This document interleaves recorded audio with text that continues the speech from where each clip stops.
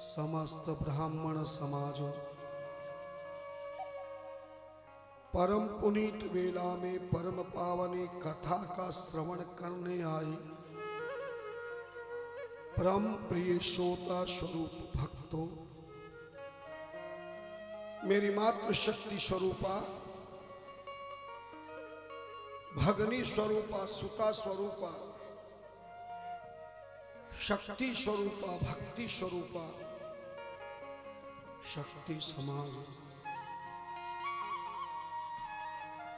कैलाश पर्वत के मंद्राचल पर्वत पर शिव के मुख्य गणनंदीश्वर सनक सनंदन सनातन सनत कुमार सनक आदि ऋषियों को कथा सुना रहे हैं। और यही कथा ब्रह्मलोक में ब्रह्मा जी नारद को सुना रहे हैं। और यही कथा मृत्युलोक में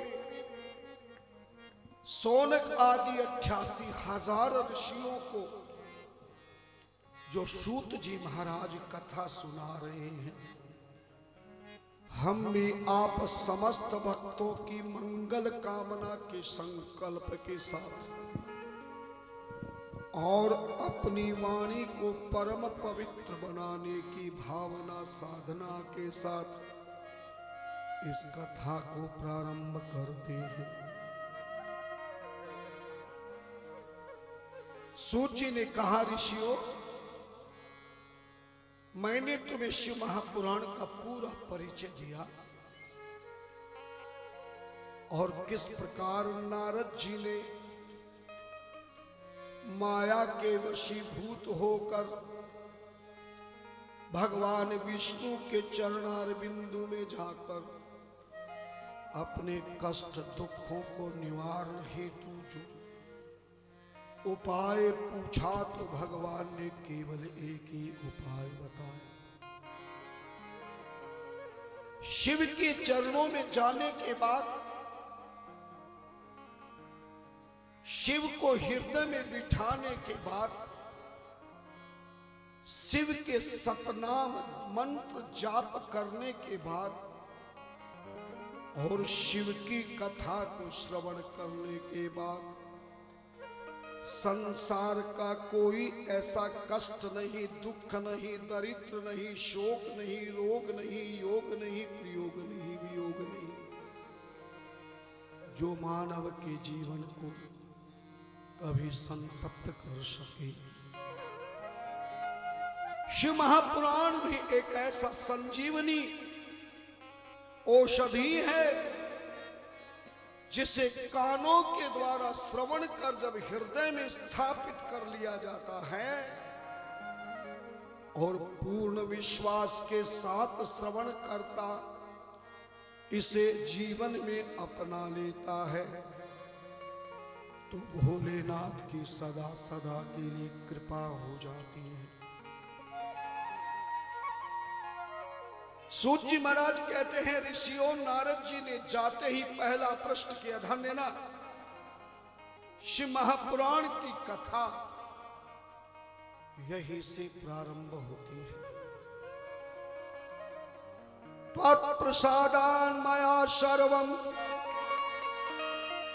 विष्णु महात्म उत्तमं भक्ति मार्गम ज्ञान मार्गम तपो मार्गम सुदुस्तरम दान मार्गं च तीर्थानां मार्गं च श्रुतवाहनं न ज्ञातं शिव तत्त्वं च पूजा विधि मत क्रमा। हे महाराज, आपने भगवान के विष्णु का चरित्र मुझे सुनाया, विष्णु की भक्ति का चरित्र मुझे सुनाया, मानव जीवन के कल्याण के ज्ञान का मार्ग आपने मुझे सुनाया, तपस्या करने का मार्ग भी आपने बताया। लेकिन फिर भी मेरे जीवन को संकट से मैं मुक्त नहीं कर पाया। विष्णु की माया में ऐसा फंस पाया कि महाराज आज आपके चरणों में भगवान विष्णु ने ही मुझे भिजवाया है, क्योंकि आज तक आपने मुझे भगवान शिव के चरित्र के विषय में आपने कभी ज्ञान नहीं दिया प्रभु। मैंने भी ध्यान नहीं दिया। न ज्ञातम शिव तत्वम च पूजा विधि क्रमात्।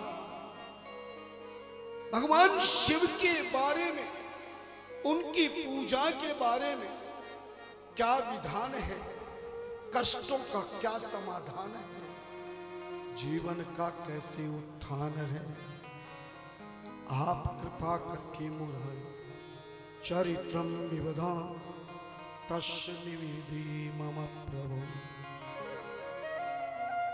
आज मुझे आप भगवान शिव के उस चरित्र का गुणगान करते हुए अपने मुखार बिंदु से प्रभु मुझे शिव चरित्र श्रवण कर,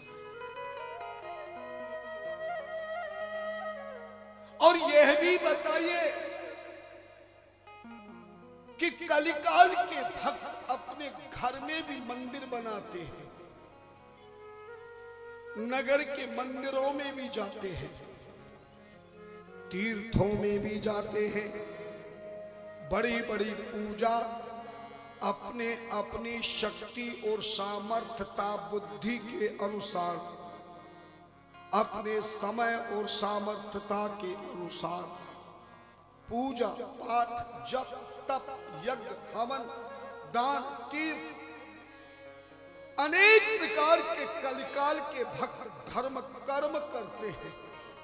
लेकिन हे महाराज, आज भी कलिकाल में कोई ऐसा भक्त नहीं जिसके जीवन में कोई न कोई समस्या, कोई परेशानी, कोई दुख दरिद्र संकट चिंता जिसके जीवन में ना लगी।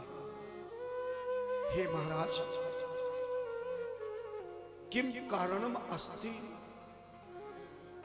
आप मुझे क्या कारण है कलिकाल के भक्तों के द्वारा ये सब कुछ धर्म कर्म करते हुए भी आज कोई शरीर से दुखी है, कोई परिवार से दुखी है, कोई कारोबार से दुखी है, कोई व्यापार से दुखी है, कोई रिश्तेदार से दुखी है, कोई अपने आहार से दुखी है, कोई संस्कार से दुखी है, कोई आचार से दुखी है, कोई विचार से दुखी है, कोई किसी की हार से दुखी है, तो कोई किसी के प्यार से दुखी है। हे महाराज, भगवान विष्णु ने मुझे बताया था कि शिव चरित्र को श्रवण करने वाले भक्त के जीवन में कभी भी संसारिक कोई दुख समस्या कभी नहीं आती है, होती है तो भी चली जाती है, क्योंकि शिव की कृपा होने पर भगवान श्री राम की कृपा हो जाती है, और श्री राम की कृपा होने पर जीवन के सारे संकटों से, दुखों से, दरिद्रता से हमेशा के लिए मुक्ति मिल जाती है, जीवन को जीने की शक्ति मिल जाती है, गृहस्थ को चलाने की युक्ति मिल जाती है, क्योंकि प्रभु की हृदय में भक्ति मिल जाती है। नारद के वचन को सुनकर ब्रह्मा जी बड़े प्रसन्न हुए, बोले हे नारद, आज संसार के लोग वास्तविकता में शिव चरित्र की अज्ञानता के कारण जो शिवलिंग की पूजा करते हैं, जल भी चढ़ाते हैं, लाल चंदन भी लगाते हैं, अक्षत भी चढ़ाते, पुष्प भी चढ़ाते, भांग धतूरा आदि समी दुर्वा घास बेल पत्र भी चढ़ाते हैं, दीपक धूप जलाकर आरती पूजा भी करते हैं, लेकिन आज कलकाल के भक्तों को इस बात का ज्ञान नहीं है, ध्यान नहीं है कि शिवलिंग कहां प्रकट हुआ, कैसे प्रकट हुआ, क्यों प्रकट हुआ, जल कैसे प्रकट हुआ, कब प्रकट हुआ, कैसे प्रकट हुआ।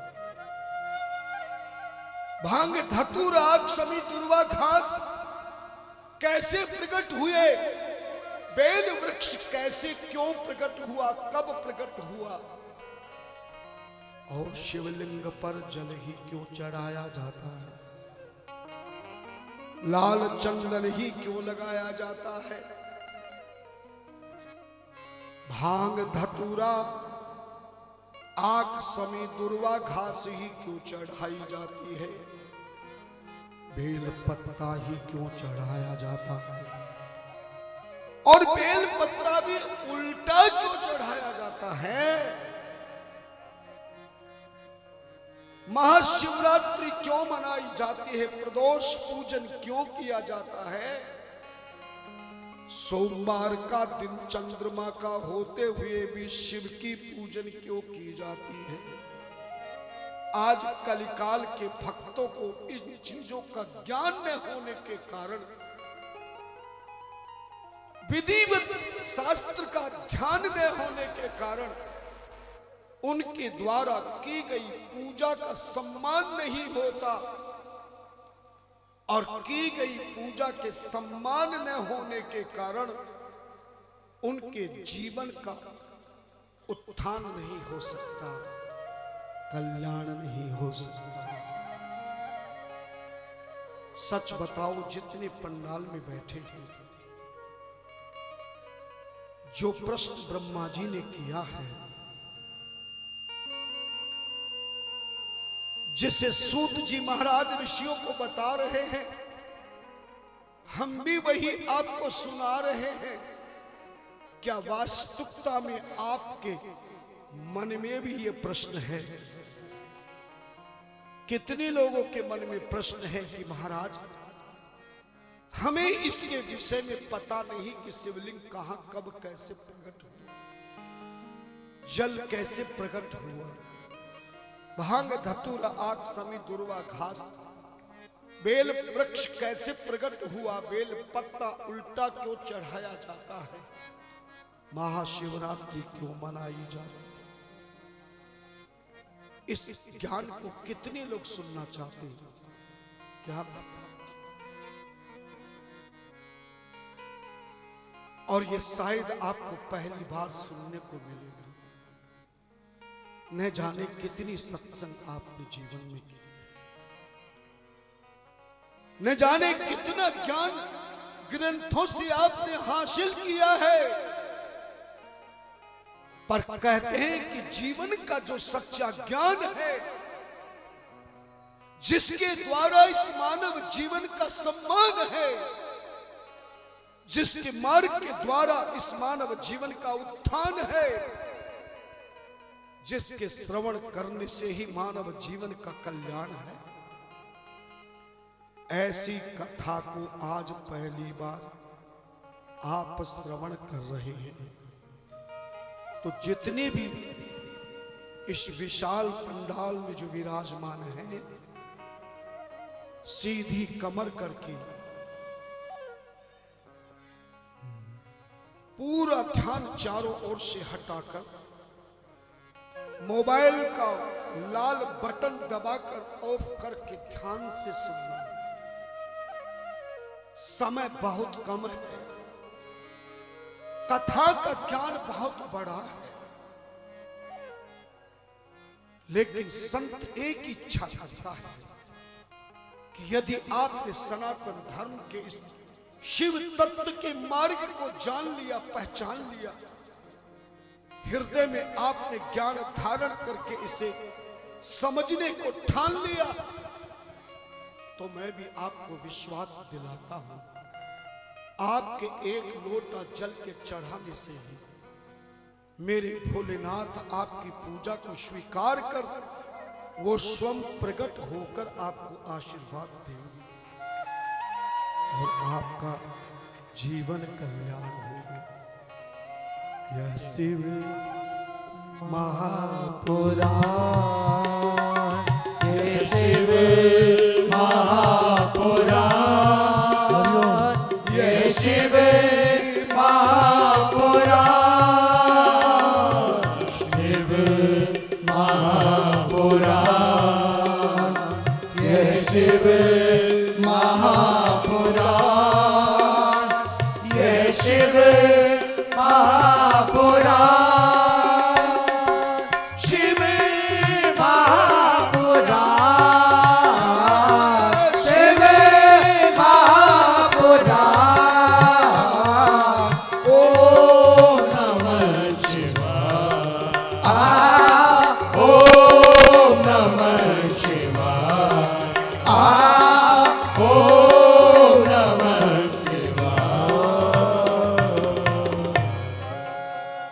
हरे हरे महादेव, हरे हरे महादेव, हरे हरे महादेव।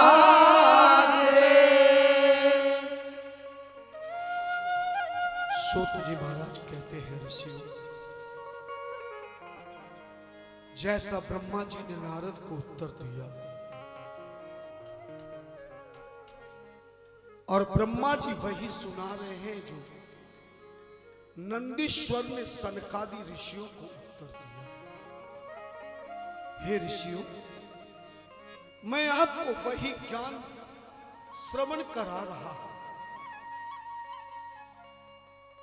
और इस शिवलिंग के शिव रहस्य को सुनने के लिए हमें सृष्टि की रचना का ज्ञान ध्यान होना परम आवश्यक है। इस सृष्टि में 4 युग होते हैं, सतयुग, त्रेता युग, द्वापर युग और कलयुग।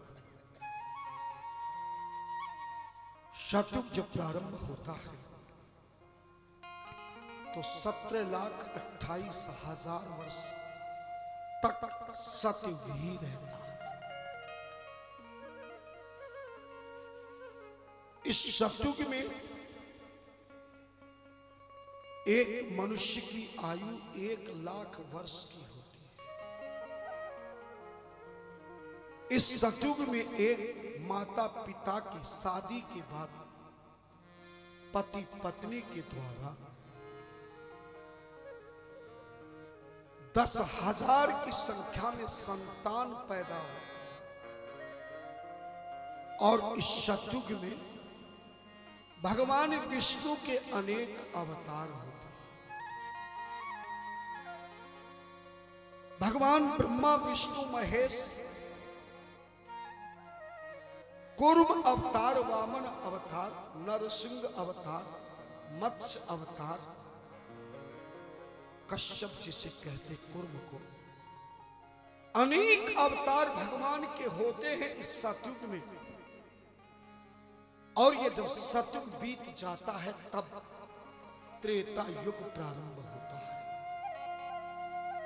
कागज पेन लाए हो तो नोट कर लेना कि सतयुग कितने साल का होता है, कितनी उम्र का एक व्यक्ति होती है, एक इंसान की कितनी उम्र होती है, माता पिता द्वारा कितनी संतान पैदा होती है, कौन कौन से अवतार होते हैं। तुम सनातन धर्मी हिंदू हो और सनातन धर्म हिंदू को अपने युगों के बारे में पता ना हो तो फिर आपका सत्संग करना भी व्यर्थ है। 17,28,000 वर्ष का सतयुग, 1,00,000 वर्ष की मनुष्य की आयु, भगवान के 24 अवतारों में से ज्यादातर अवतार इसी सतयुग में हो जाते हैं। कूर्म अवतार, वाराह अवतार, वामन अवतार, नरसिंह अवतार, अनेक अवतार ब्रह्मा विष्णु महेश आदि सब इसी सतयुग में होती है। एक मनुष्य की आयु 1,00,000 वर्ष की और संतान 10,000 की संख्या। और जब त्रेता युग प्रारंभ होता है तो त्रेता युग की आयु धर्म ग्रंथों के अनुसार 12,96,000 वर्ष की होती है। 12,96,000 वर्ष। लेकिन सतयुग के मनुष्य की आयु से एक शून्य गायब हो जाती है। त्रेता युग में, सतयुग में एक मनुष्य की आयु 1,00,000 वर्ष की होती है, लेकिन त्रेता में आते आते इसमें से एक शून्य कम होकर त्रेता युग में एक मनुष्य की आयु 10,000 वर्ष की होती है। और संतान की संख्या में भी त्रेता युग में एक शून्य कम होने के कारण त्रेता युग में विवाह के पश्चात पति और पत्नी के द्वारा 10,000 की संख्या में मनुष्य की आयु और 1,000 की संख्या में संतान पैदा होती है। और इस त्रेता युग में श्री राम अवतार, परशुराम अवतार, बड़े बड़े संतों के तपस्वी भाव रूप में अवतार होते हैं। और फिर द्वापर जब युग लगता है तो 8,64,000 वर्ष का द्वापर युग होता है। और द्वापर युग में त्रेता युग की आयु से एक शून्य फिर कम हो जाता है। द्वापर युग में एक मनुष्य की आयु 1,000 वर्ष की रह जाती है। धन्यवाद।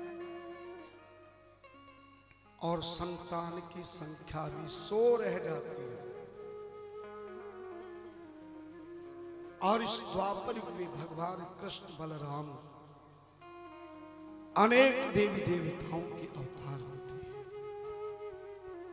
फिर कलयुग आता है। कलयुग की आयु 4,32,000 वर्ष है। कलयुग की आयु कितनी है? 4,32,000 वर्ष। पीछे वाले भी एक बार जोर से बोल के बताओ कितनी उम्र है और अब तक के समय में कितना कलयुग बीत गया। कितने लोगों को मालूम? नहीं मालूम। तुम्हें तो क्या, बड़े बड़े विद्वानों को मालूम नहीं, लेकिन हमारे परम शिष्य भागवत आचार्य रामदेव मिश्र आपको बताएंगे कितने वर्ष बीत गए। 5,235। प्रत्येक ब्राह्मण जब संकल्प कराता है तो कलयुग कितना बीत गया है वो स्वयं बोलता है। अष्टाविंशति तमे युगे कलयुगे कली प्रथम चरण जाम्बूदीपे भरतखंडे निखिल जन पावने आर्यावर्त गते। पूरा विवरण है। लेकिन संकल्प करने वाला भी इस बात पर ध्यान नहीं देता और जिसका यजमान का कर है उसको भी नहीं बताया जाता कि यजमान आज कलयुग के इतने दिन समाप्त हो गए। केवल 5,280 के लगभग, कहीं कहीं 320 लिखा है। विक्रमी सम्मत और शाके में अंतर होने के कारण पंचांग के अनुसार थोड़ा विवरण में भेद हो सकता है। लेकिन हम तो इतना ही कहते हैं, अगर 5,00,000 वर्ष भी 5,000 वर्ष भी कलयुग के बीत गए और उम्र कितनी है? 4,32,000। तो 4 लाख में से 32,000 में से 5,000 कम कर दो, हम कहते 5,500 कम कर दो, तो भी अभी कलयुग कितना है। धन्यवाद। बहुत है, लेकिन लोग आपको टीवी पे डराते हैं।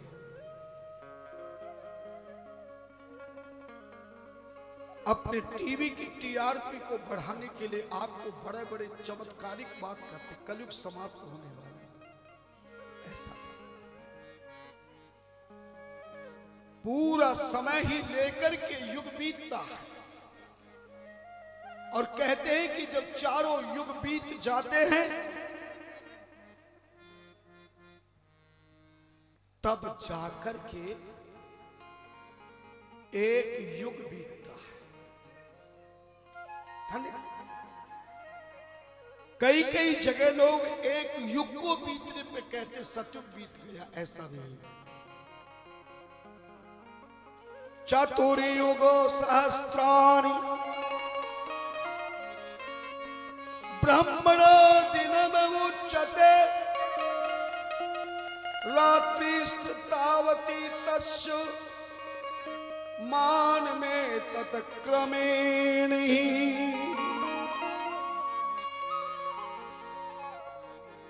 अपनी अपनी आयु की संख्या के अनुसार सतयुग, त्रेता, द्वापर, कलयुग जब पूरी उम्र भोग लेते हैं, एक बार का चक्कर चारों का पूरा हो जाता है उम्र के हिसाब से। धन्यवाद। 17,28,00,000 वर्ष सतयुग, 12,96,000 वर्ष त्रेतायुग, 8,64,000 वर्ष द्वापर युग, 4,32,000 वर्ष कलयुग। जब पूरी एक बार उम्र भोग लेते हैं तब इस सृष्टि का एक युग समाप्त होता है। और इस तरह से इन युगों के अनुसार 30 बार ये युग बीत जाते हैं, तब ब्रह्मा जी का एक दिन पूरा होता है। लेकिन कहीं कहीं तो बताया गया है चतुर्युग सहस्राणि ब्रह्मणो दिनम उच्यते रात्रिश्च तावती तस् मान में तत्क्रमेण ही। सृष्टि के क्रम अनुसार 4,000 बार ये चारों युग बीत जाते हैं, तब जाकर के ब्रह्मा का एक दिन और एक रात पूरी होती। इस तरह से ब्रह्मणो वर्ष मात्रेण दिनम वैष्टम उच्यते सोपी वर्षतम या वदात्ममानेन जीवति। बहुत सुंदर बात है, जरा ध्यान देना। 4,000 बार युग बीतेगा तब जाके ब्रह्मा का एक दिन होगा, और 4,000 फिर बीतेगा तब रात्रि होगी। लेकिन भगवान विष्णु के यहां जब ब्रह्मा जी का 1 वर्ष बीत जाता है उन हिसाब से, तब जाकर विष्णु जी का एक दिन पूरा होता है। यानी भगवान विष्णु की आयु बहुत ज्यादा है। और इस तरह से 100 वर्ष बीत जाने के बाद इस सृष्टि का प्रलय होता है। और जब सारी सृष्टि का प्रलय होता है तब ये समझना कि एक कल्प बीत गया है। आपके बात समझ में आ रही नहीं कि मैं बहुत साधारण भाषा में समझाने का प्रयास कर रहा हूं। एक कल्प जब बीत जाता है तब इस सृष्टि का प्रलय होता है। और जब सृष्टि का प्रलय होता है उस समय पूरी त्रिलोकी में आकाश, पृथ्वी, हवा, पानी, अग्नि, देवलोक, मृत्युलोक, पाताल लोक, देवता, मनुष्य, राक्षस, पशु, पक्षी, जीव, जंतु सब समाप्त हो जाते हैं। प्रलय के समय में सूर्य, चंद्रमा, नक्षत्र, तारे सभी समाप्त हो जाते हैं।